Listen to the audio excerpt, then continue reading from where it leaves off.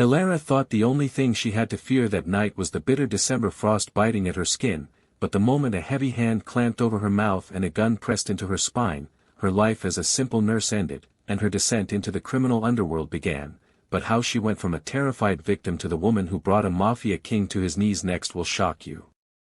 The scream died in her throat, strangled by the thick leather glove. She kicked out, her sneaker connecting with a shin, but the man behind her didn't even grunt. He was solid, like a wall of muscle and bad intentions.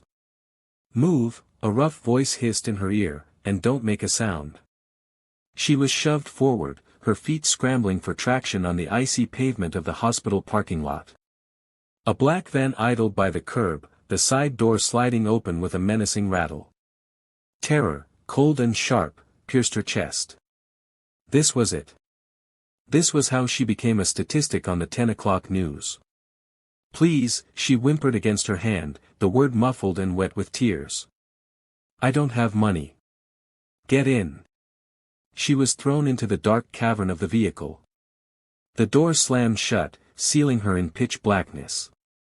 The engine roared, tires screeching against the asphalt as the van peeled away.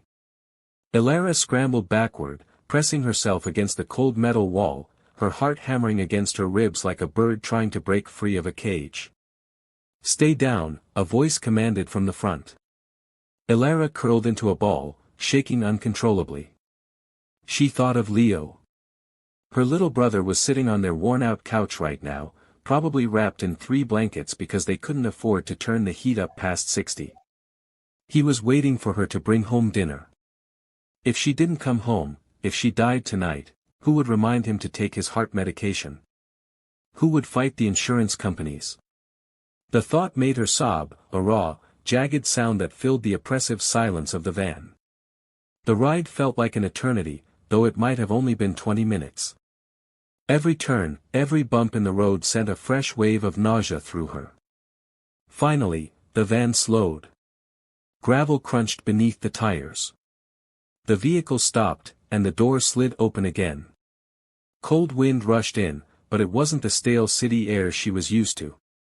It smelled of pine and expensive wood smoke. Out. Elara's legs were like jelly. A guard grabbed her arm, hauling her out onto a driveway that looked more like a runway. She gasped. Looming before her was a mansion of stone and glass, lit up against the night sky like a fortress. Security cameras blinked red from every corner. Men with earpieces and submachine guns patrolled the perimeter. She wasn't in a kidnapper's den. She was in a stronghold. "Walk," the guard ordered, pushing her toward the massive oak doors. She stumbled up the steps, her mind racing. Why bring a nurse here? Had she seen something she shouldn't have? The doors groaned open. She was marched into a foyer that dripped with wealth, marble floors, gold-leafed mirrors, and a silence so heavy it felt suffocating. They led her down a long corridor, the sound of her cheap sneakers squeaking against the polished floor the only noise in the vast house. They stopped at a set of double doors. The guard knocked once, then opened it. "She's here, boss." Elara was shoved inside. The doors clicked shut behind her. The room was a library, warm and dim, illuminated only by the fire crackling in the hearth. The smell of old books and whiskey hung in the air. Standing by the window, looking out at the snow, was a man. He turned slowly. Elara's breath hitched. She recognized him instantly. Not from the hospital, but from the newspapers she read in the break room. Luciano Moretti. The head of the Moretti crime family. The man the police couldn't touch.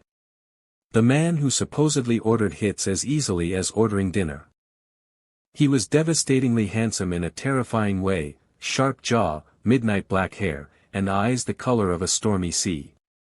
He wore a black suit that fit him like a second skin. "You're shaking," he observed. His voice was deep, smooth, and utterly devoid of emotion. Elara pressed her back against the door. "Please," she whispered, her voice trembling. "I'm just a nurse. I haven't done anything. I swear." Luciano walked toward his desk, his movements fluid and predatory. He picked up a crystal glass and took a slow sip of amber liquid. If I wanted you dead, Elara, you wouldn't have made it past the gate.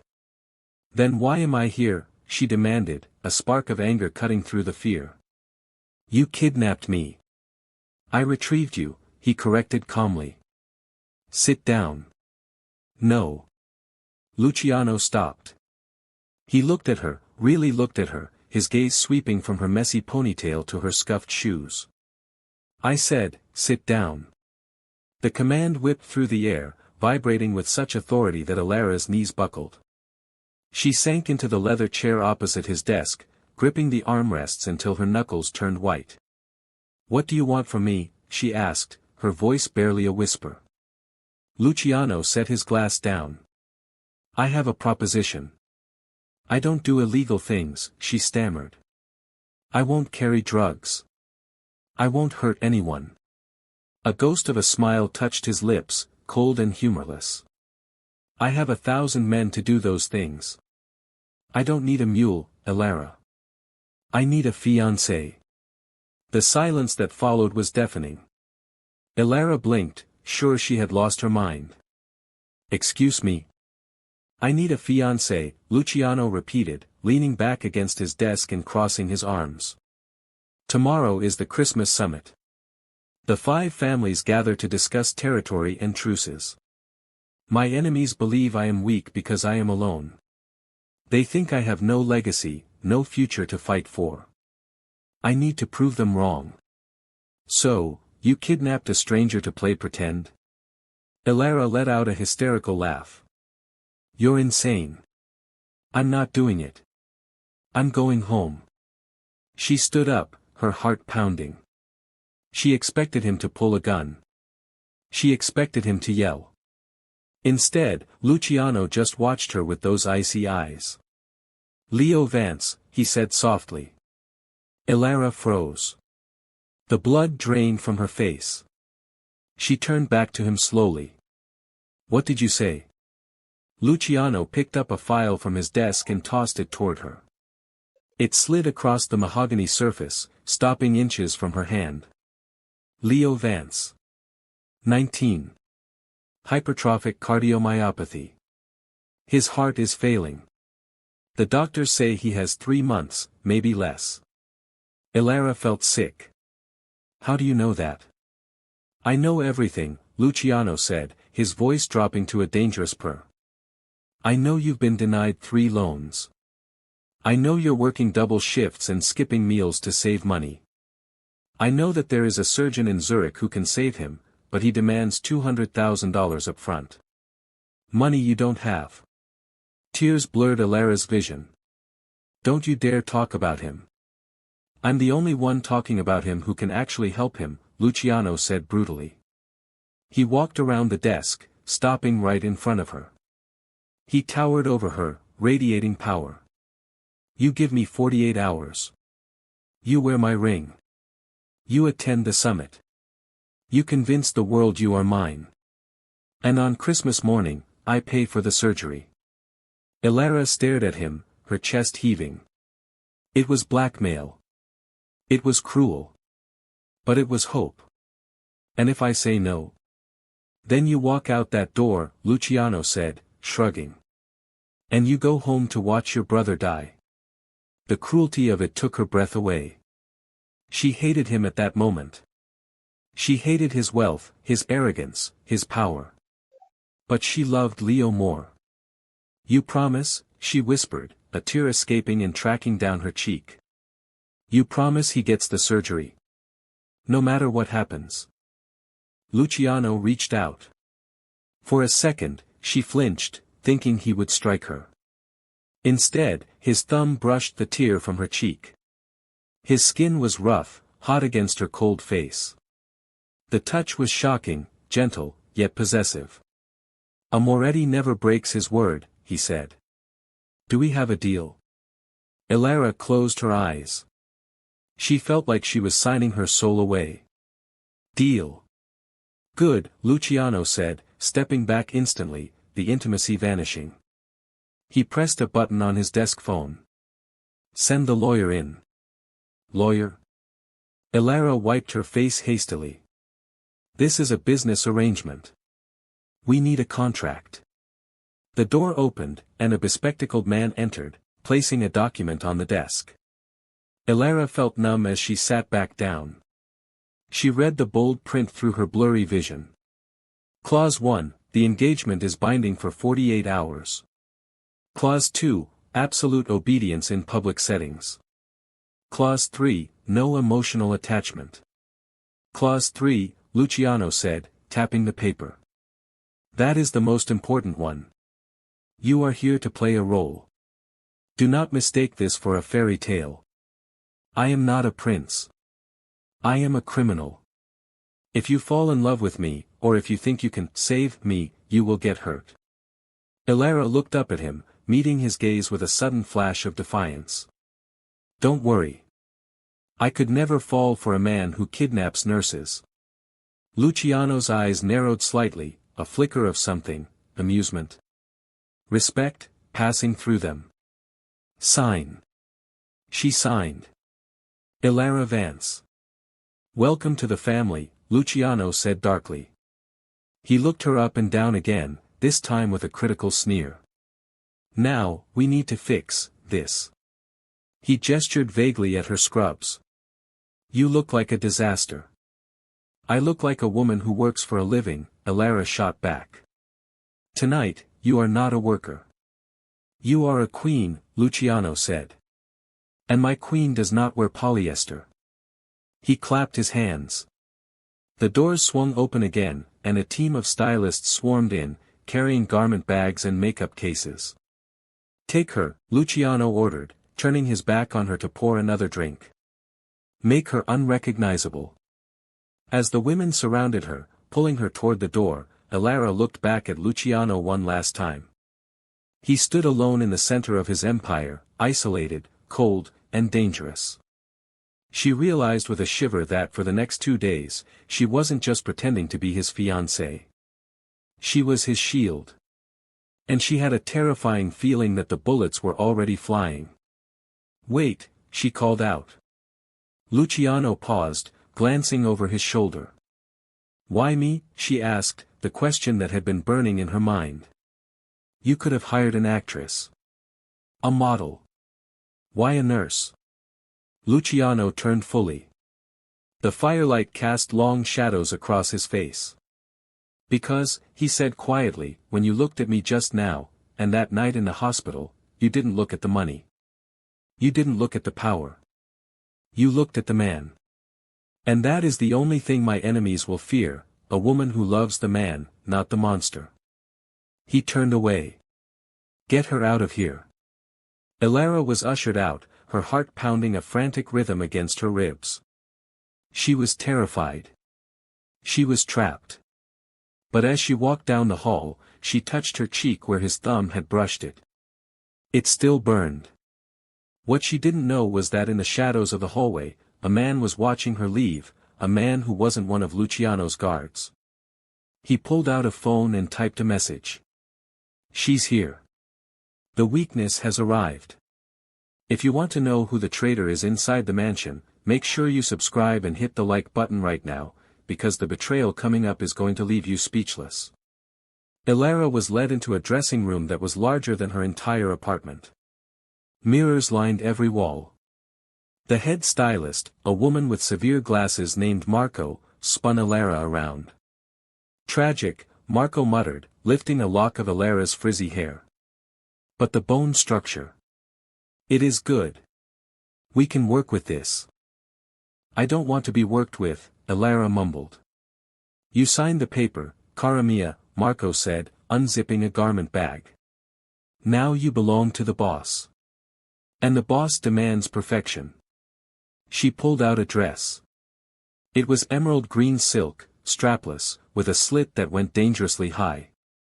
It looked like liquid money. Put it on. Elara stepped behind the screen. She stripped off her scrubs, feeling like she was shedding her old skin. She pulled the silk up. It fit like it was made for her. She stepped out, and the stylists gasped. Marco nodded approvingly. Now, the hair.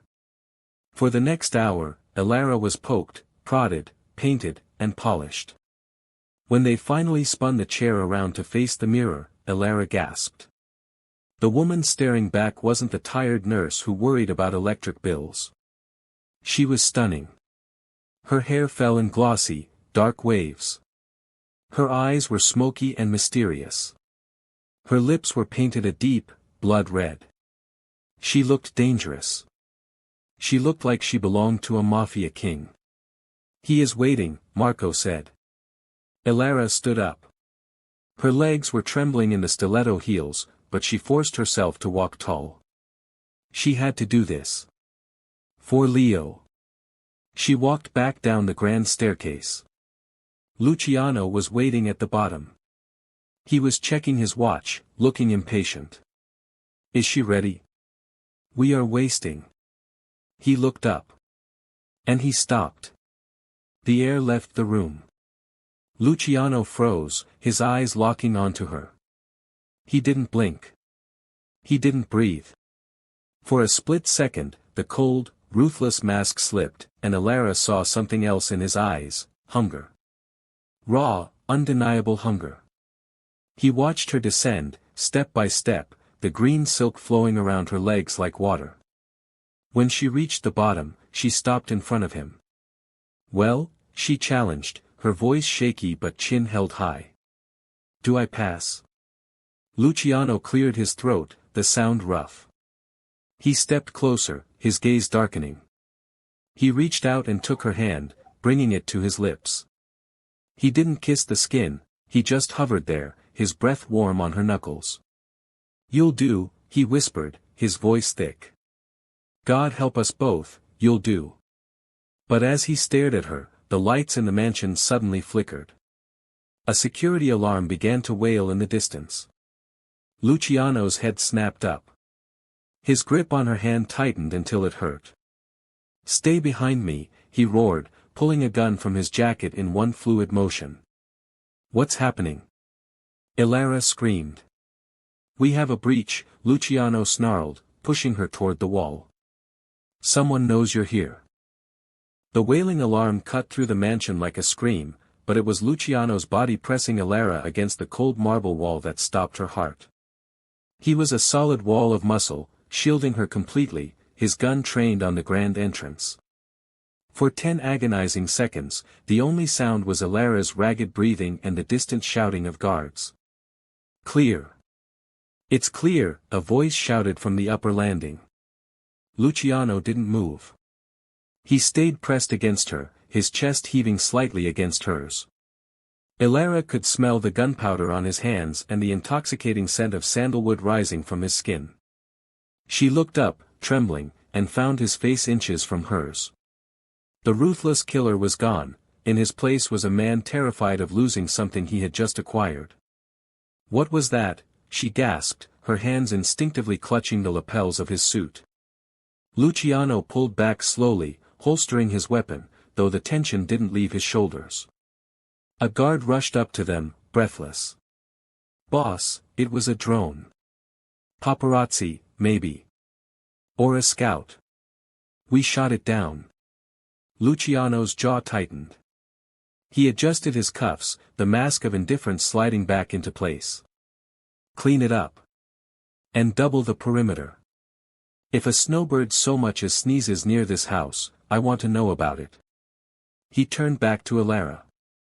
She was still pressed against the wall, eyes wide, the emerald dress rising and falling with her panicked breaths. You're shaking again, he noted, his voice lower now, devoid of the earlier roar. You just pulled a gun, she snapped, pushing off the wall to regain some dignity.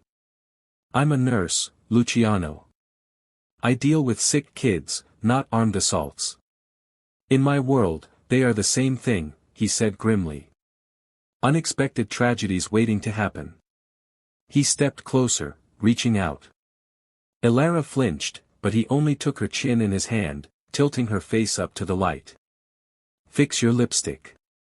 We're leaving. Leaving? Now. After that? Especially after that. If they are watching, we give them a show. 10 minutes later, they were seated in the back of an armored Rolls-Royce, gliding through the snowy streets of the city. The interior was silent, hermetically sealed from the world outside. Elara stared out the tinted window, watching the city lights blur.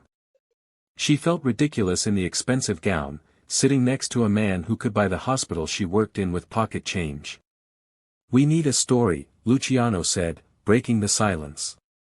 He didn't look at her, he was busy reloading a spare magazine and sliding it into a hidden compartment in the door. Elara turned to him. "A story? How we met. How we fell in love. If our stories don't match, Vincenzo will skin us alive before the appetizers are served." Elara swallowed hard. "Okay. We met at a charity gala." "Too cliché," Luciano dismissed. "I don't go to galas unless I'm laundering money through them." "Okay, coffee shop." "I don't drink coffee. I drink espresso." "Alone." Elara rolled her eyes, a spark of annoyance cutting through the fear. "Fine. You tell me. How did the great Luciano Moretti fall for a nobody like me?" Luciano stopped fiddling with the car door. He turned his head slowly, trapping her in his gaze. The streetlights flickered across his face, casting shadows that made his cheekbones look sharper, his lips fuller. "We met at the hospital," he said quietly. "The night I brought my soldier in. You were shouting orders. You had blood on your scrubs. You looked exhausted, disheveled, and completely fearless." Elara's breath hitched. That's the truth. "The best lies always are," Luciano murmured. He shifted on the leather seat, closing the distance between them. "But the rest we have to invent. I pursued you. You resisted. I was relentless. I sent flowers. I bought out the restaurant you like. I charmed you until you couldn't say no." "You? Charmed?" Elara raised an eyebrow. "That's the most unbelievable part of the story." A low rumble of a laugh escaped Luciano's chest, a sound so rare it felt like a secret. "I can be charming, Elara. When I want to be." He reached out and took her hand. His fingers interlaced with hers, his thumb rubbing slow, deliberate circles over her palm. The sensation sent a jolt of heat straight to her core. "Your hand is cold," he whispered. "I'm nervous." "Don't be. Tonight, you are not Elara Vance. You are Elara Moretti. You own the room. You own me." He squeezed her hand. "Can you do that?" Elara looked at their joined hands. The diamond ring on her finger, a massive, gaudy thing he had slipped on her earlier, sparkled in the passing lights. "I can try." "Do not try," he commanded softly. "Do." The car slowed as it approached the Grand Hotel. Even from inside, Elara could see the chaos. A red carpet was rolled out over the snow. Paparazzi were screaming. Men in dark coats stood in clusters, smoking cigars and eyeing every arrival with suspicion. "Listen to me," Luciano said, his voice turning steel-hard. "When that door opens, you smile. You stay glued to my side. If anyone touches you, you pull away. If anyone asks you a question, you look at me before answering. Understood?" "Understood." "And Elara?" She looked at him. "If things go wrong, get behind me. Always behind me." The chauffeur opened the door. The flashbulbs blinded her instantly. "Luciano. Luciano. Over here. Is it true the Moretti family is under investigation? Who is the girl? Who is she?" Luciano stepped out first, buttoning his jacket. He turned and extended his hand to her. Elara took a deep breath, channeled every ounce of courage she had for Leo, and stepped out into the freezing night. She smiled. It was a dazzling, fake smile that didn't reach her terrified eyes, but the cameras ate it up. Luciano pulled her flush against his side, his arm wrapping around her waist like a vice. He guided her up the stairs, ignoring the questions, moving with the arrogance of a king parting the sea. Inside, the ballroom was a golden cage. Crystal chandeliers the size of cars hung from the ceiling. A live orchestra played soft classical music that barely masked the low hum of dangerous conversations. The room was filled with men in tuxedos and women in gowns that cost more than houses. As they entered, the room went silent. Heads turned. Whispers rippled through the crowd like a wave. "They're staring," Elara whispered through her teeth, keeping her smile plastered on. "Let them stare," Luciano murmured against her ear, his lips brushing the sensitive skin of her neck. "They've never seen me with a weakness before. Is that what I am? A weakness? To them? Yes. To me," he trailed off, his grip on her waist tightening possessively. "Luciano." A booming voice shattered the moment. A man separated himself from a group near the bar and walked toward them. He was shorter than Luciano, with slicked-back oil-black hair and a smile that showed too many teeth. His eyes were like a reptile's, unblinking and predatory. "Vincenzo," Luciano greeted, his voice dropping to absolute zero. "I didn't think you'd show," Vincenzo said, stopping a foot away. He ignored Luciano completely and turned his gaze to Elara. He looked her up and down, slowly, offensively, lingering on her chest before meeting her eyes. "And who is this delicate flower? Did you rent her for the evening?" Elara felt Luciano's body tense against hers, coiled like a spring ready to snap. "Careful, Vincenzo," Luciano warned, his voice low and dangerous. "This is Elara. My fiancée." Vincenzo laughed, a harsh, barking sound. "Fiancée? You? The Ice King found a heart? I don't believe it." He reached out, his hand aiming for Elara's face. "Let me see the merchandise."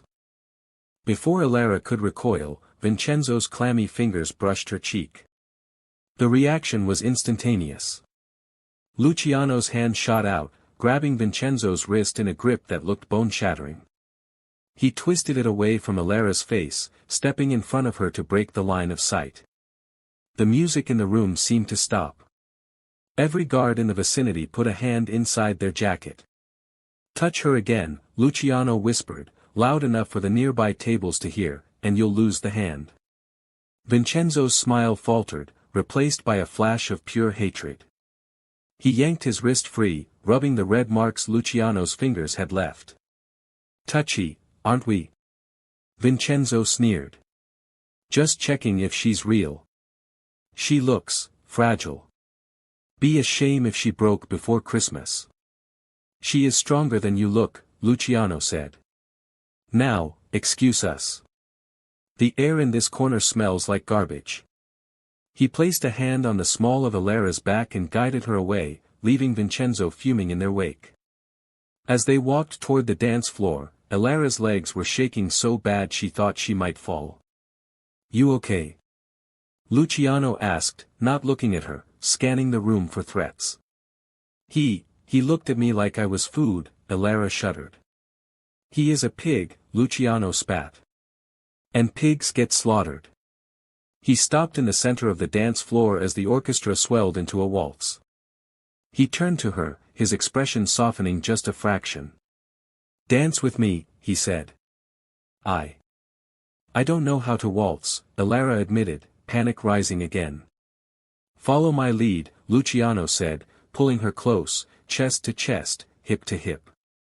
"I won't let you fall." Elara looked up into his stormy eyes. For a moment, the room, the danger, and the contract faded away. There was just the heat of his hand on her waist and the undeniable magnetic pull between them. But as they began to move, Elara noticed a man on the balcony above, speaking into a radio and looking directly at them. And then, she saw the red laser dot flicker briefly against Luciano's shoulder. "Hey guys, if you're on the edge of your seat wondering who that sniper is, take a second to smash that like button and comment, Team Luciano, below. You won't believe who pulls the trigger in the next part. Luciano, she breathed, her eyes widening.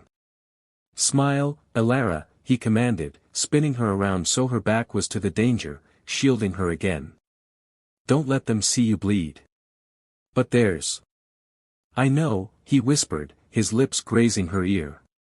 Why do you think I'm holding you so close? Elara realized then that this wasn't a dance. It was a human shield maneuver. And as the music swelled to a crescendo, she realized that tonight, the ballroom floor was going to turn into a battlefield. Elara's feet moved automatically, her body responding to Luciano's lead even as her mind screamed in terror. Every time he spun her, she expected the crack of a rifle, the shatter of glass, the stinging bite of a bullet. But the shot didn't come. Instead, Luciano navigated them through the sea of swirling couples with surgical precision. He wasn't just dancing, he was calculating angles, using the bodies of other guests as moving shields, keeping himself constantly between her and the balcony. Luciano, she whimpered, her fingers gripping the fabric of his tuxedo jacket so hard her knuckles turned white. They're going to kill us. Keep smiling, he murmured, his face dangerously close to hers. His eyes were scanning the upper level, tracking something she couldn't see. If you panic, you become an unpredictable target. If you dance, you're just part of the pattern. I can't do this, she breathed, her legs feeling like lead. You are doing it, he countered, his voice a low rumble against her chest. He pulled her closer, eliminating the inch of space between them. To the onlookers, it was a moment of passionate intimacy.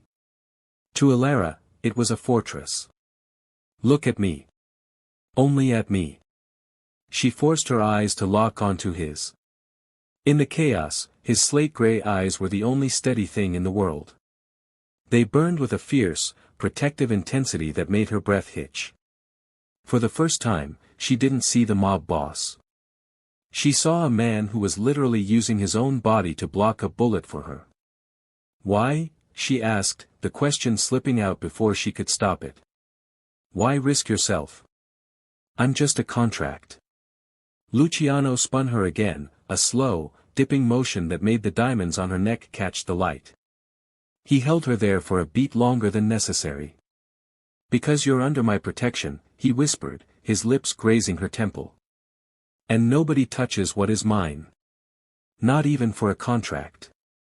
The word sent a shiver through her that had nothing to do with fear. Her heart, which had been hammering a frantic rhythm of survival, skipped a beat. She felt the heat of his hand on the small of her back, the strength in his arms. In the middle of a death trap, wrapped in the arms of a killer, Elara felt safe.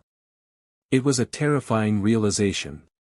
The music swelled to a crescendo, violins screaming, cellos humming, and then, with a final, dramatic chord, the song ended. Luciano stopped instantly. He didn't let go. He held the pose for the cameras, his chest heaving slightly against hers. The applause from the room was polite, scattered, but the tension in the air was thick enough to choke on. Walk, he commanded quietly, steering her off the floor. Don't run. Walk. They moved toward the side of the ballroom, near a heavy velvet curtain that led to the terrace. Luciano grabbed 2 flutes of champagne from a passing waiter, shoved one into her hand, and then turned his back to the room, boxing her in against a pillar. Drink, he ordered. Elara took a gulp. The bubbles burned her throat, but the alcohol helped settle her nerves. Is it over? No, Luciano said, his eyes narrowing as he watched Vincenzo Romano across the room. The rival boss was laughing with a corrupt senator, but his eyes were fixed on them like a hawk. It's just beginning. That laser was a warning. A test to see if I'd flinch. Did you? Luciano looked down at her.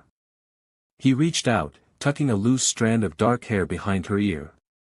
His fingers lingered on her jawline. I don't flinch, Elara. I strike back. Before she could ask what he meant, a tall man with a scar running through his eyebrow approached them. He was one of Luciano's lieutenants. He leaned in, whispering something urgently into Luciano's ear. Luciano's face hardened into granite. He looked at Elara, conflict warring in his eyes. "I have to go," he said abruptly. "What?" "No." Elara grabbed his sleeve. "You said I couldn't leave your side. You said it wasn't safe." "I have to handle the threat upstairs before they decide to stop warning and start shooting," Luciano said, his voice tight. "If I stay here, we're sitting ducks. I need to clear the balcony." "Don't leave me alone," she pleaded, her voice rising in panic. "You won't be alone." He signaled to the scarred man. "This is Dante. He is my best knife. He will not leave you. If anyone approaches her," he said to Dante, his voice dropping to a lethal whisper, "put them in the ground." Dante nodded once. "Yes, boss." Luciano looked at Elara one last time. He squeezed her hand, hard. "Stay here. Don't move. I'll be back in 5 minutes." Then he turned and disappeared into the crowd, moving like a shadow. Elara stood against the pillar, clutching her champagne glass, feeling exposed. Dante stood in front of her, his back to her, creating a human wall. He was intimidating, sure, but he wasn't Luciano. Without Luciano's gravity, the room felt colder, sharper. 2 minutes passed.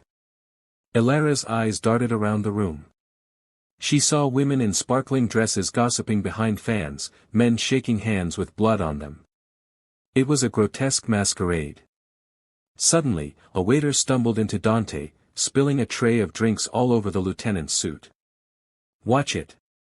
Dante snarled, shoving the waiter back.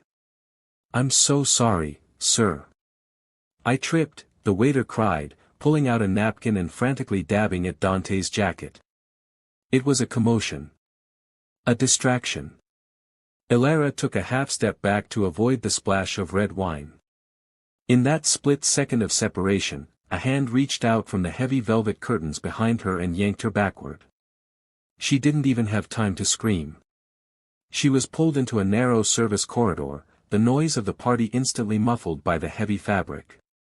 She spun around, ready to fight, but found herself face to face with a woman.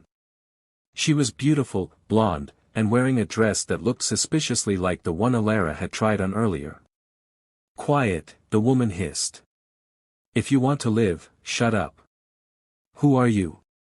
Elara gasped, backing away.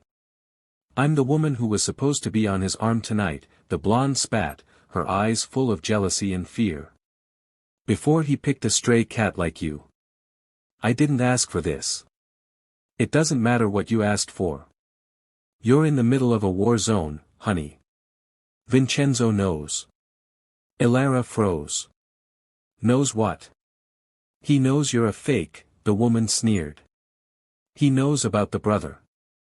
He knows about the money." Elara's blood ran cold. "How?" "Because there's a rat," the woman whispered, stepping closer. "And they're setting Luciano up. Right now. Up on the balcony. There's no sniper. It's a trap to get him away from you." Elara's heart stopped. Luciano. He had walked right into it. "Why are you telling me this?" Elara asked. "Because if Luciano dies, the city burns," the woman said. "And I live in this city. Go get him. Now." The woman pushed Elara back through the curtains. Elara stumbled back into the ballroom. Dante was still arguing with the waiter. He hadn't even noticed she was gone for those 30 seconds. She looked up at the balcony where Luciano had gone. It was dark. Quiet. Too quiet. Panic, raw and electric, surged through her. She couldn't wait for Dante. She couldn't wait for permission. She hiked up her emerald gown and started to move. She wove through the crowd, ignoring the glares, her eyes fixed on the grand staircase. She had to warn him. As she passed a large decorative ice sculpture, she heard a voice she recognized. "Vincenzo." He was standing in a shadowy alcove, talking on a phone. Elara slowed, pressing herself behind the sculpture, her breath coming in shallow gasps. "Yes," Vincenzo said, his voice a low, satisfied purr. "He took the bait. He's on the roof now. No, don't kill him yet. I want him to watch." Elara covered her mouth with her hand to stifle a sob. "Watch what?" the voice on the other end asked, loud enough for Elara to hear the tinny distortion. Vincenzo laughed. "Watch us take the girl. Once we have his precious fiancée, he'll sign over the territories. Then, we kill them both." Elara's knees nearly gave out. It was a pincer move. They separated them to take her hostage, using Luciano's protective instinct against him. She turned to run, to find Dante, to scream, but she bumped straight into a hard chest. She looked up. Standing there was a man with a jagged scar running down his cheek, not Dante. This was one of Vincenzo's men. He smiled, and it was the stuff of nightmares. "Found her," he said into his earpiece. Elara opened her mouth to scream, but he was faster. He grabbed her arm, twisting it behind her back. "Make a sound, and I shoot the brother first." "Leo." Elara went limp, tears streaming down her face. "Walk," the man hissed. "We're going to the roof. The boss wants a family reunion." Elara was marched toward the service elevator. Her mind raced. Luciano was walking into a trap on the roof. She was the bait. And there was no one left to save them. Or so she thought. As the elevator doors slid open, revealing the cold night sky and the snow-covered roof, Elara saw him. Luciano was standing near the edge, surrounded by 4 men with guns drawn. He looked calm, bored even. But when the elevator dinged and Elara was shoved out, Luciano's head snapped toward her. For the first time all night, true fear flashed in his eyes. "Elara," he roared. "I told you to stay put." "They knew," she screamed back, struggling against her captor. "It's a trap." Vincenzo stepped out from the shadows behind Luciano's attackers, clapping his hands slowly. "Bravo," Vincenzo sneered. "The lovebirds are reunited. Now, Luciano, get on your knees, or the girl learns how to fly." He pointed his gun straight at Elara's head. Luciano looked at the gun. Then he looked at Elara. His face went blank, void of all humanity. The monster was back. "Vincenzo," Luciano said, his voice sounding like gravel grinding together. "You just made the last mistake of your life." Luciano dropped his hand to his side. "What happens next will shock you," he whispered. And then, the lights on the roof cut out. When the lights died, the world didn't just go black, it exploded into chaos. The darkness on the rooftop was absolute, a heavy, suffocating blanket that blinded everyone in an instant. For a split second, there was silence, the kind of terrified hush that precedes a catastrophe. Then, the first muzzle flash lit up the night like a stroke of lightning, followed by the deafening crack of a gunshot. Elara screamed, dropping to the snowy concrete, covering her head with her arms. "Shoot him. Shoot anything that moves." Vincenzo's voice screeched from somewhere to her left, sounding bordering on hysterical. Another flash. This one revealed a snapshot of violence, a guard flying backward, struck not by a bullet, but by a shadow that moved faster than thought. Elara felt a hand clamp onto her bicep. She gasped, lashing out, but the grip was familiar. Iron. Unyielding. "Move," Luciano's voice growled in her ear. He hauled her up. Elara couldn't see him, but she could feel the heat radiating off him. He shoved her behind a large metal ventilation unit just as bullets sparked against the concrete where she had been lying a second ago. "Stay down," Luciano ordered. "Cover your ears." "Luciano, they have guns," she sobbed, the terror clawing at her throat. "So do I," he said. And the tone of his voice, it wasn't fear. It wasn't even anger. It was pure, unadulterated focus. He stepped out from behind the metal cover and vanished into the darkness again. Elara huddled in the snow, the cold seeping through her silk dress, her teeth chattering uncontrollably. The roof became a disorienting strobe light of gunfire. Pop pop pop. Crack. She saw brief, horrifying glimpses of the battle. Luciano was a ghost. He didn't run, he glided. He appeared behind a gunman, a quick flash of a knife, and the man crumpled. He rolled across the snow, firing 2 precise shots, and 2 more shadows fell. He wasn't fighting. He was exterminating. Where are you? Vincenzo screamed, firing blindly into the dark. Moretti. Face me. You aren't worth the bullet, Vincenzo, Luciano's voice echoed from everywhere and nowhere. A man lunged toward Elara's hiding spot, his weapon raised. Elara froze, her breath caught in her lungs. She stared down the barrel of the gun, knowing this was the end. But before his finger could squeeze the trigger, a dark shape tackled him from the side. The sickening sound of bone hitting metal rang out. The man dropped like a stone. Luciano stood over him, chest heaving. He turned to Elara, extending a hand. His suit was torn, his knuckles bloody, but he was alive. We have to go. Now. He pulled her up, wrapping his arm around her waist and practically carrying her as they sprinted toward the roof access door. Bullets whizzed past them, buzzing like angry hornets. One struck the doorframe inches from Elara's head, sending splinters of wood into her hair. She shrieked, burying her face in Luciano's chest. Don't look back, he roared, kicking the door open. They burst into the stairwell, the heavy steel door slamming shut behind them, muffling the chaotic sounds of the rooftop battle. But they weren't safe yet. The stairwell was dimly lit by emergency red lights, bathing them in a crimson glow that made Luciano look like a demon rising from hell. Are you hit? He demanded, spinning her around, his hands patting down her arms, her waist, her sides. His eyes were wild, frantic. I don't think so, Elara stammered, shaking so hard she could barely stand. Are you? Luciano ignored the question. We need to get to the garage. My men are securing the lobby, but Vincenzo has people inside. We take the service stairs. He grabbed her hand again, his grip tight enough to bruise. Run. They flew down the concrete stairs, flight after flight. Elara's heels clicked frantically against the stone. She stumbled on the third landing, twisting her ankle, but adrenaline masked the pain.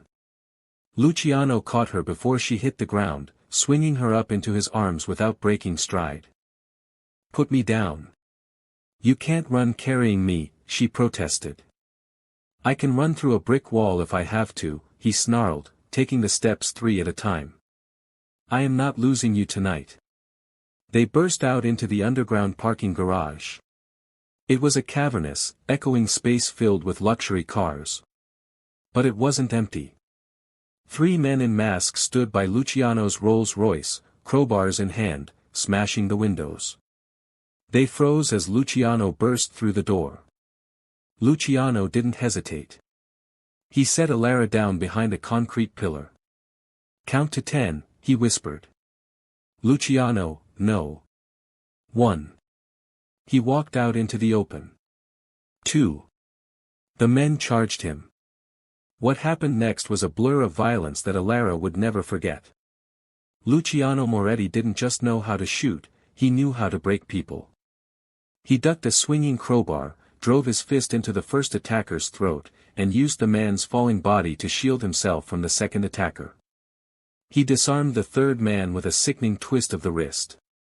It was over in 6 seconds. Luciano stood amidst the groaning bodies, adjusting his cufflinks.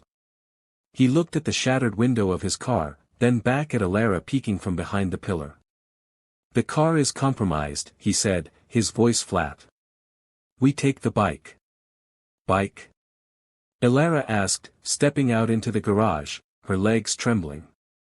Luciano walked over to a canvas tarp in the corner of the garage and ripped it off, revealing a sleek, black Ducati motorcycle. "It's my emergency exit. Get on. I can't ride a motorcycle in a gown." "Elara," Luciano said, striding over to her. He grabbed the hem of her multi-$1,000 silk dress and ripped it up to her thigh. The sound of tearing fabric echoed in the garage. "Hey! Function over fashion," he said, mounting the bike and kickstarting the engine. It roared to life, a deep, aggressive growl. "Get on. Wrap your arms around me. And hold on tight. If you let go, you fall." Elara climbed on behind him. The seat was high, the engine vibrating beneath her. She wrapped her arms around his waist, pressing her chest against his broad back. He felt solid. Indestructible. "Lean when I lean," he shouted over the engine. He gunned the throttle. The bike shot forward, tires squealing on the concrete. They sped toward the exit ramp. "They're blocking the exit." Elara screamed, pointing over his shoulder. Two black SUVs were pulling across the ramp, blocking the way out. Men were hanging out the windows with guns. Luciano didn't slow down. He sped up. "Hold on," he roared. He swerved at the last second, aiming not for the gap between the cars, but for a narrow pedestrian ramp on the side. The bike mounted the curb, launched into the air, and flew over the hood of the first SUV. Elara screamed, burying her face in his coat. For a second, they were weightless. Then the bike slammed back down onto the pavement outside, skidding slightly on the snow before regaining traction. Gunshots popped behind them, but they were already gone, a black blur disappearing into the snowy city streets. Luciano wove through traffic, running red lights, cutting through alleyways. The cold wind bit at Elara's exposed legs, numbing her skin, but the adrenaline kept her warm. She clung to him, her life literally in his hands. After 20 minutes of evasive driving, Luciano slowed. They turned down a quiet, cobblestone street in the old district, pulling up to a nondescript townhouse. The garage door opened automatically, and he coasted the bike inside. The door closed behind them, plunging them into silence. Luciano killed the engine. For a long moment, neither of them moved. The silence was deafening after the chaos of the last hour. Then, Luciano swung his leg over the bike and stood up. He pulled his helmet off, his hair matted with sweat, his eyes wild. He reached for Elara, pulling her off the bike. Her legs gave out the moment they touched the ground. Luciano caught her, sliding down the wall with her until they were both sitting on the cold concrete floor of the garage. He pulled her into his lap, his arms wrapping around her like steel bands. "Elara," he breathed, burying his face in her neck. "Elara." He was shaking. The great Luciano Moretti, the Ice King, the man who had just taken down 10 men without blinking, was shaking. "I'm okay," she whispered, her hands finding his face, touching the blood on his cheek. "I'm okay, Luciano. I almost lost you," he said, his voice cracking. He pulled back to look at her, his eyes searching every inch of her face for injuries. "When the lights went out, when I couldn't see you. I thought." He stopped, unable to finish the sentence. He looked at the tear in her dress, the bruise forming on her arm where he had grabbed her. Guilt washed over his features, stark and painful. "I did this," he whispered. "I brought you into this." "You saved me," Elara corrected him. "I put you in danger," he roared suddenly, the anger returning, but this time directed at himself. He slammed his fist against the concrete floor, splitting the skin on his knuckles. "I was arrogant. I thought I could control it. I thought I could use you and keep you safe. Luciano. No." He stood up, pacing the small garage like a caged animal. "The contract is void. It's over. As soon as the sun comes up, you're going to Zurich. With your brother. I'm sending you away." Elara stared at him. What? You heard me, he said, turning his back to her. I'm ending the deal. You get the money. You get the surgery. But you leave me. You leave this city. And you never look back. Elara stood up slowly, using the bike for support. Her heart, which had just started to slow down, began to race again, but not from fear. From heartbreak. You're firing me? She asked. I'm saving you, Luciano said, his voice low. Because next time I might not be fast enough. He walked toward the door leading into the house. There are clothes inside. A shower. Get cleaned up. The plane leaves at 6 a.m. He reached for the doorknob. Luciano, wait. He stopped, but he didn't turn around. Why? She asked, her voice trembling. Why do you care so much? We've known each other for 24 hours. Why does it matter if I get hurt? Luciano stood frozen for a long beat. The air between them crackled with unsaid words. Finally, he turned his head slightly. Because, he whispered, you're the only real thing I've ever had. He opened the door and walked out, leaving her alone in the cold garage. But if you think Elara is just going to walk away, you haven't been paying attention. What she does next is going to change everything. Elara didn't stay in the garage. She didn't cower on the cold concrete, and she certainly didn't start packing her bags for Zurich. The fear that had paralyzed her on the rooftop had evaporated, replaced by a burning, stubborn resolve. Luciano Moretti might be the king of the underworld, used to giving orders and having them obeyed without question, but he had clearly forgotten one thing: she was a nurse in an inner-city ER. She dealt with stubborn, dangerous men every single night. And she wasn't about to let this one walk away to bleed alone. She pushed open the door to the townhouse and stepped inside. The interior was dark, illuminated only by the streetlights filtering through the blinds. It smelled of stale air and disuse, a safe house that wasn't a home. She followed the faint trail of blood drops on the hardwood floor toward the kitchen at the back of the house. She found him standing by the sink, his jacket discarded on a chair, his white dress shirt unbuttoned and stained with red. He had a bottle of whiskey in one hand and a needle and thread in the other. He was trying to stitch the gash on his left forearm one-handed, his movements jerky and frustrated. You're going to give yourself an infection, Elara said, her voice cutting through the silence. Luciano flinched, spinning around.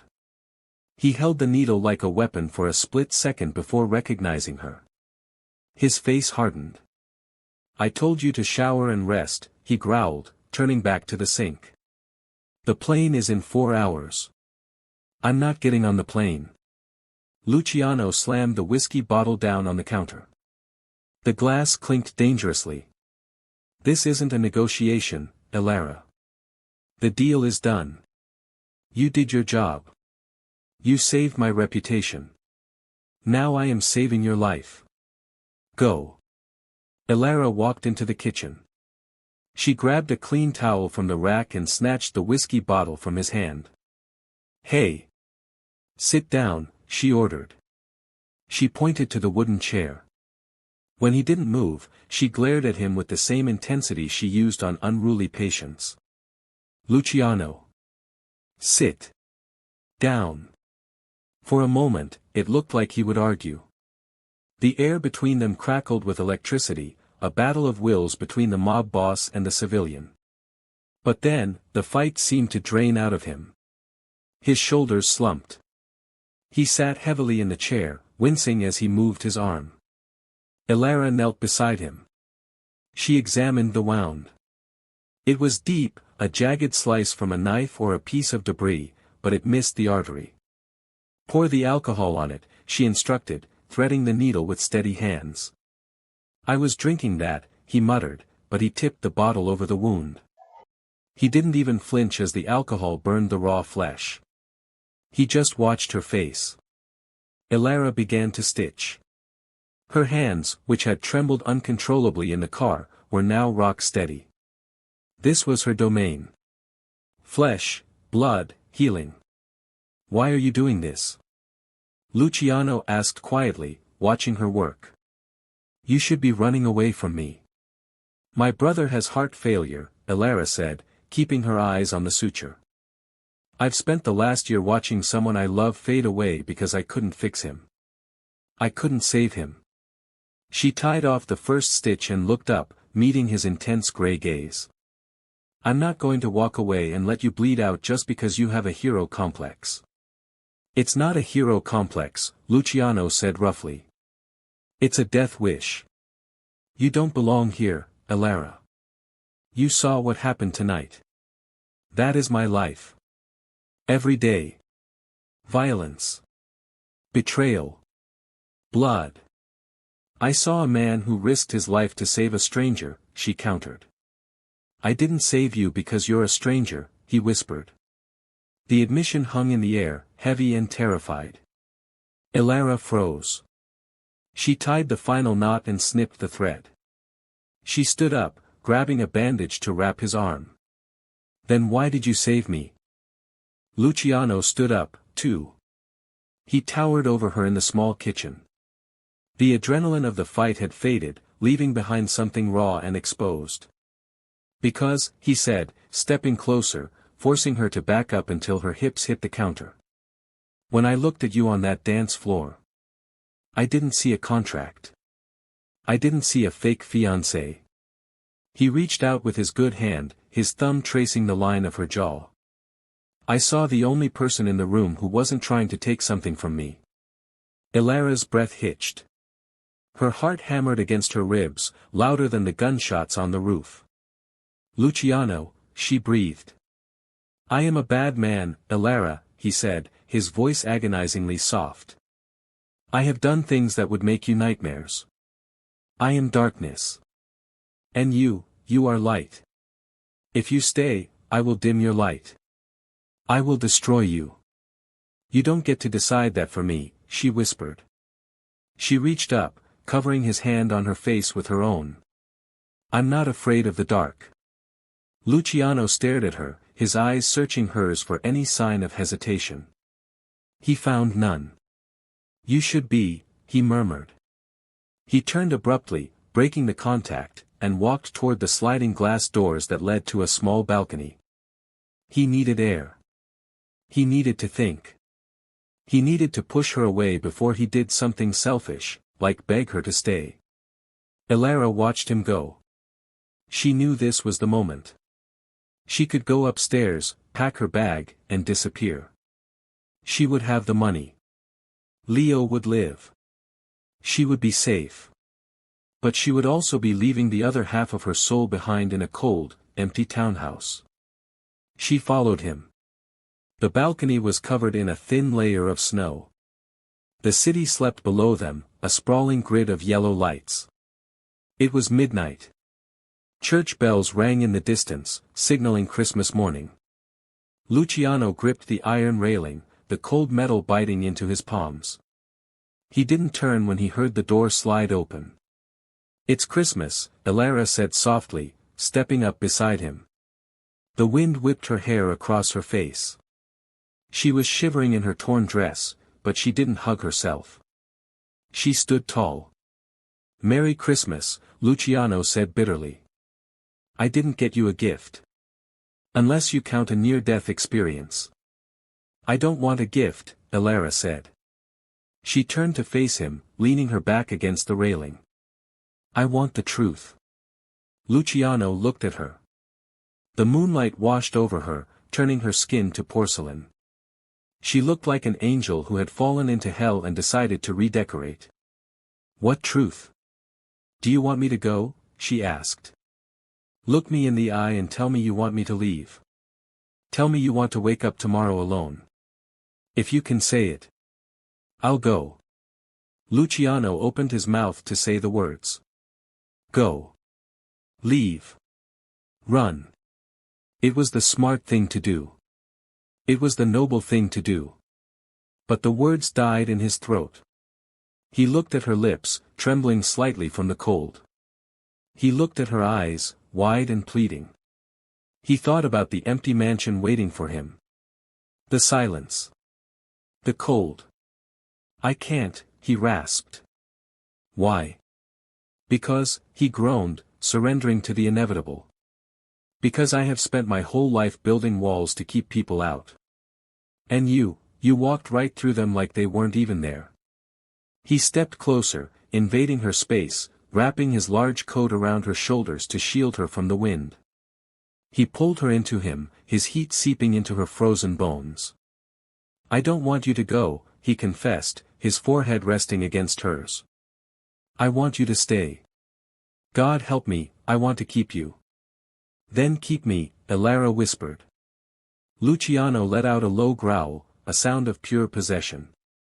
He cupped her face with both hands, the injured one and the strong one, and crashed his lips onto hers.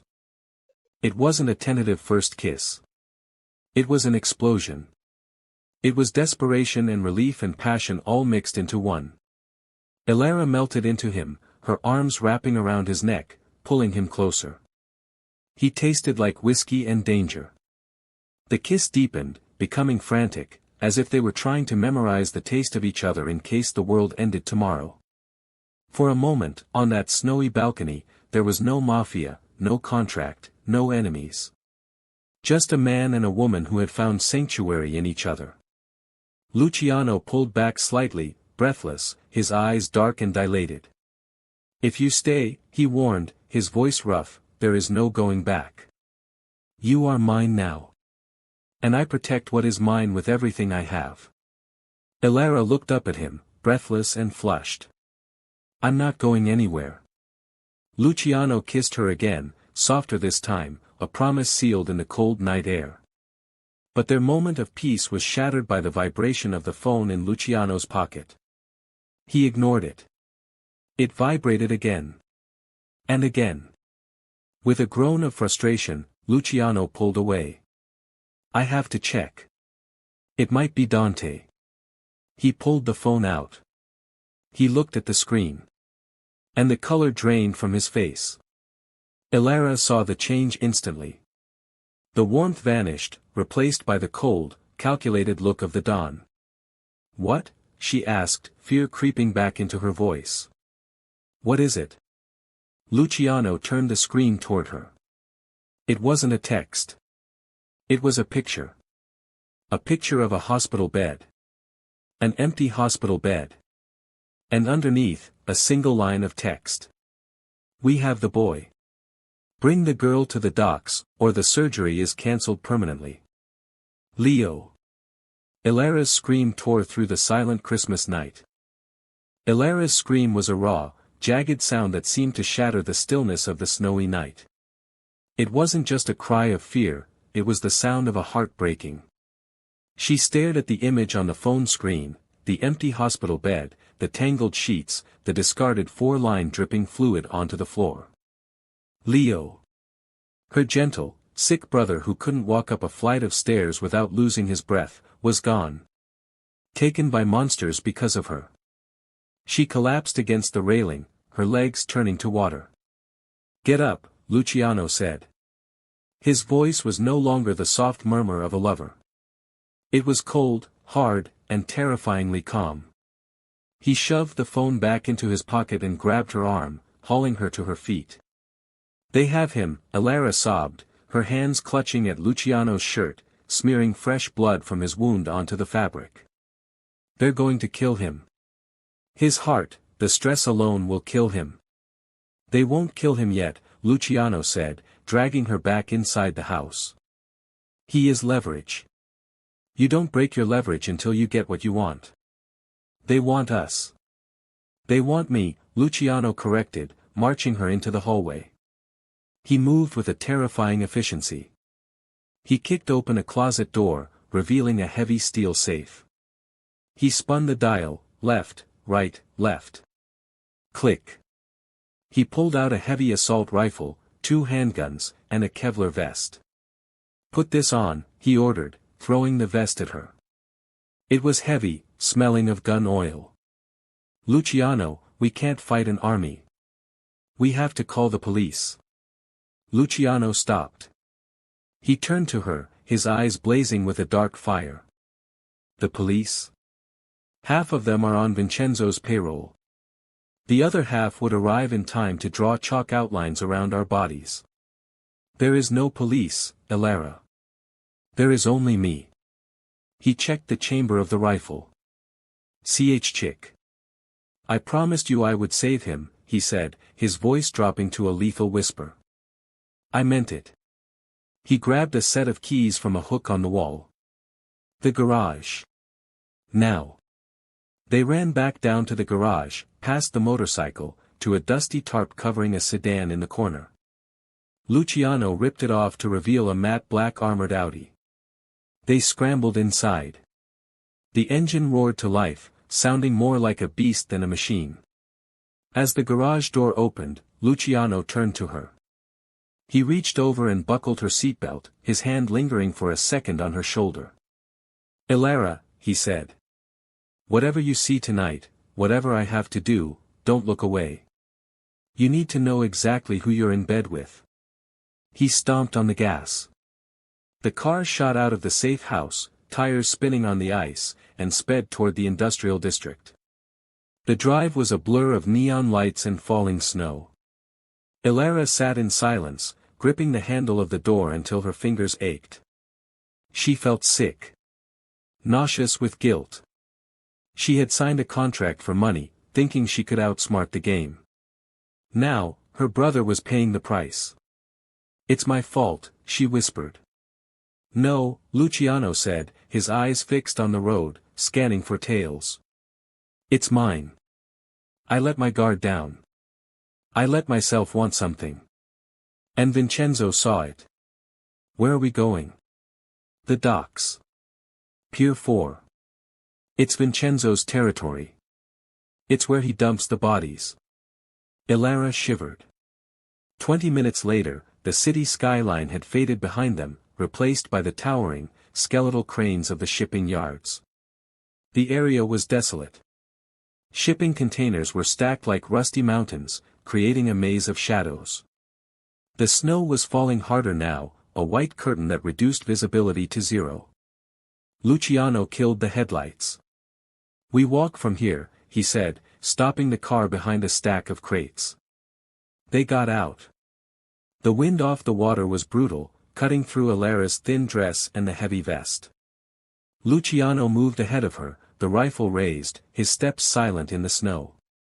Elara followed, trying to breathe through her nose, trying to keep her heart from exploding. They moved deeper into the maze. The smell of salt water and rotting fish filled the air. There, Luciano whispered. He pointed to a large warehouse at the end of the pier. A single light bulb swung above the side door, casting a sickly yellow glow. 2 men with machine guns stood guard. Stay here, Luciano commanded. No, Elara hissed. He's my brother. Elara, if you go in there. If I stay here, I'll die of anxiety. I'm coming. Luciano looked at her.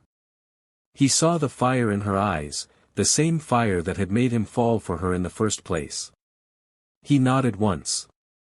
He reached into his waistband and pulled out one of the handguns.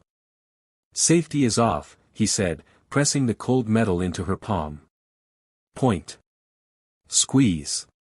Don't hesitate. Elara took the gun. It was heavy. Real. Luciano turned back to the warehouse. He didn't use stealth this time. He stepped out into the open, raising his rifle. Pop pop. 2 silenced shots. The guards at the door dropped before they could even raise their weapons.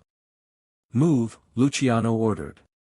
They sprinted across the open ground, stepping over the bodies. Elara squeezed her eyes shut for a second as she passed them, forcing down the bile rising in her throat. Luciano kicked the door open. The inside of the warehouse was cavernous, smelling of rust and gasoline. In the center of the vast empty space, illuminated by a circle of floodlights, was a chair. And tied to the chair, his head slumped forward, was Leo. Leo!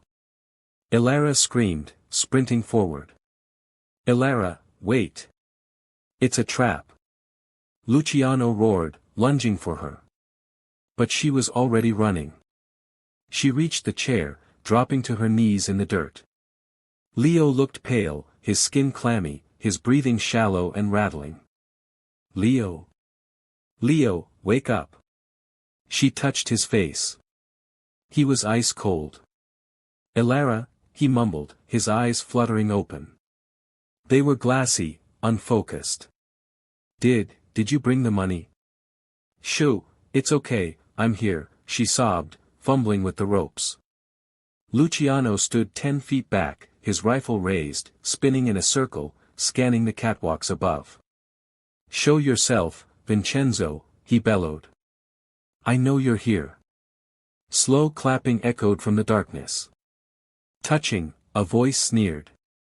Truly touching. I almost shed a tear. From the shadows of the shipping container stacked along the walls, men emerged. Dozens of them. They held assault rifles, shotguns, crowbars. They formed a tight circle around the floodlit center. And then, Vincenzo stepped out. He was wearing a pristine white wool coat, stark against the grime of the warehouse. He held a golden lighter in one hand, flicking the flame on and off. You came, Vincenzo smiled, looking at Luciano. I knew you would. The great Luciano Moretti, brought down by a nurse and a cripple. Let them go, Luciano said, his voice level, though his eyes darted around, counting the men. 20. Too many. Even for him. This is between you and me. Let the boy and the girl walk, and I'll stay. Elara froze, her hands on the ropes. He was trading his life for theirs. Vincenzo laughed. Oh, Luciano. You still think you're in a position to negotiate? I don't want a trade. I want a massacre. He snapped his fingers. From the catwalk above, a heavy chain rattled. A massive shipping container suspended from a crane groaned and lowered slightly, hovering directly over Luciano's head. You have two choices, Vincenzo said, pulling a gun from his coat, a silver revolver. Option 1, you drop the rifle, get on your knees, and I put a bullet in your brain. The girl lives. The boy lives. Luciano didn't move. Option 2, Vincenzo continued, aiming the gun at Elara's back. You fight. And I kill her before you can even lift your finger. Luciano looked at Elara. She was kneeling by her brother, trembling, the gun he had given her forgotten on the floor. She looked back at him, tears streaming down her face. Don't do it, she mouthed. I love you, Luciano mouthed back. The rifle clattered to the floor. Luciano raised his hands. I surrender. No. Elara screamed. Vincenzo grinned, a look of pure triumph. Finally. The king bows. He walked forward, the revolver aimed squarely at Luciano's forehead. He stopped 3 feet away. Any last words, Don Moretti? Luciano looked him in the eye. He didn't look afraid. He looked disappointed. Yes, Luciano said. You should have checked the trunk. Vincenzo frowned. What? The trunk, Luciano repeated. Of the car we drove in. Before Vincenzo could react, a deafening explosion rocked the warehouse. The back wall blew inward in a shower of brick and twisted metal. A fireball erupted, throwing men like ragdolls. In the chaos of the explosion, Luciano didn't dive for cover. He dove for Vincenzo. He tackled the rival boss, slamming him into the dirt. The gun skittered away. Elara. Run! Luciano roared, punching Vincenzo in the face. Elara scrambled to her feet, grabbing the knife from her boot, the one Luciano had slipped her in the car without her noticing. She cut Leo's ropes in one savage motion. Get up, Leo. Move. She dragged her brother up. But as the smoke cleared, she saw something that made her blood freeze. Luciano was on top of Vincenzo, strangling him. But 3 of Vincenzo's men had recovered. They were standing behind Luciano, raising their guns. "Luciano! Behind you," she screamed. Luciano spun around, reaching for his ankle holster. Bang! The shot rang out. It wasn't Luciano's gun. Luciano jerked back, a look of shock on his face. He stumbled, his hand going to his chest. He looked at Elara, his eyes wide, confused. He fell to his knees. Then face down in the dirt. "No!" Elara shrieked, her voice tearing her throat. She started to run toward him, but a hand grabbed her hair, yanking her back. It was Vincenzo. He was bloody, his nose broken, but he was laughing. He held her tight, pressing the muzzle of his gun against her temple. "Look at him," Vincenzo whispered in her ear, forcing her to watch Luciano's unmoving body. "Look at your hero." Elara sobbed, struggling, reaching out toward Luciano. A pool of dark blood was spreading beneath him, staining the snow-covered concrete. "Is he dead?" Vincenzo asked the room. He kicked Luciano's body. Luciano didn't move. Vincenzo smiled. He looked at Elara. "Merry Christmas," he whispered. He raised the gun from Elara's temple and pointed it at the screen. The sound of heavy breathing echoes in the darkness, followed by the crunch of boots on snow and glass. The eyes of the devil himself, Vincenzo Romano. He lowered the gun, the barrel still smoking in the freezing air. The silence in the warehouse was absolute, save for the crackling of the fire from the explosion Luciano had triggered. Vincenzo looked down at the body of his enemy. Luciano Moretti lay face down in a pool of dark crimson, the snow around him melting from the heat of his own blood. "Clean this up," Vincenzo ordered, his voice sounding bored, though his heart was racing with a triumph he had chased for a decade. He wiped a splatter of blood from his white wool coat, clicking his tongue in annoyance. "And get the girl. She's coming with me."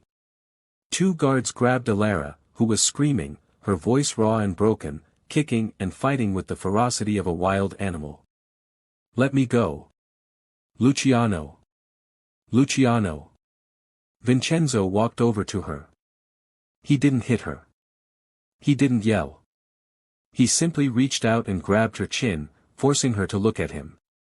"He can't hear you, Cara," Vincenzo whispered, a cruel smile stretching his lips. "The king is dead. Long live the king." He shoved her away. "Throw her in the van." "And the brother?" "Toss him in the trunk.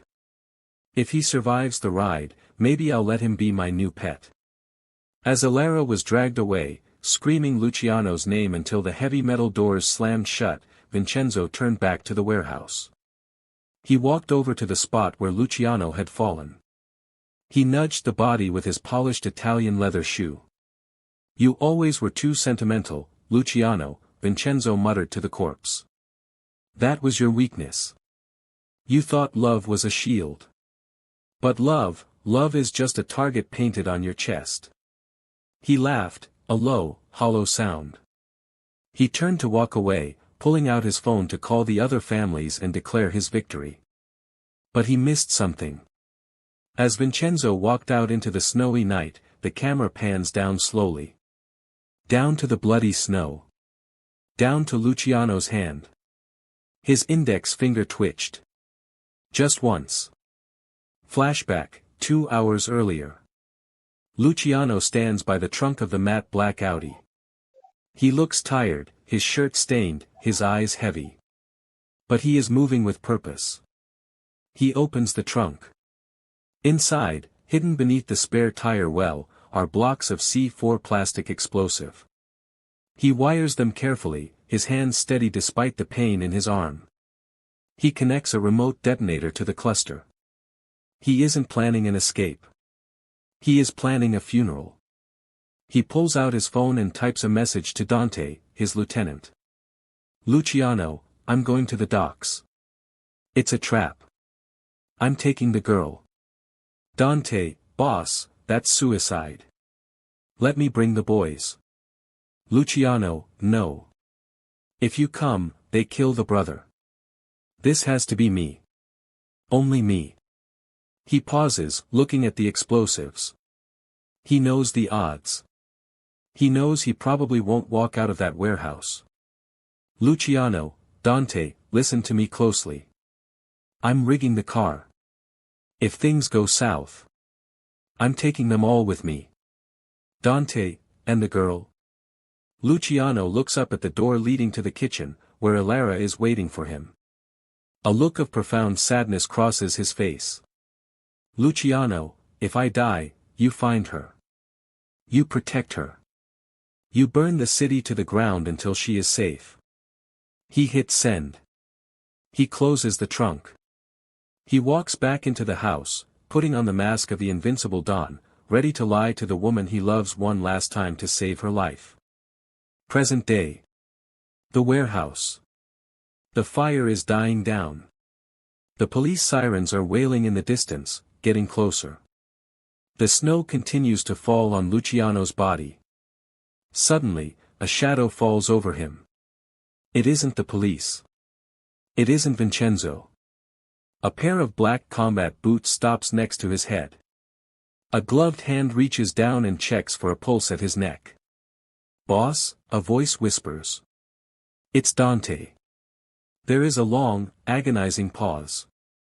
I'm here, Luciano rasps, his voice barely audible, a wet, gurgling sound. He coughs, blood splattering the snow. Did they take her? Yes, Dante says, his voice grim. Vincenzo took her. Luciano tries to push himself up, but collapses back down with a groan of agony.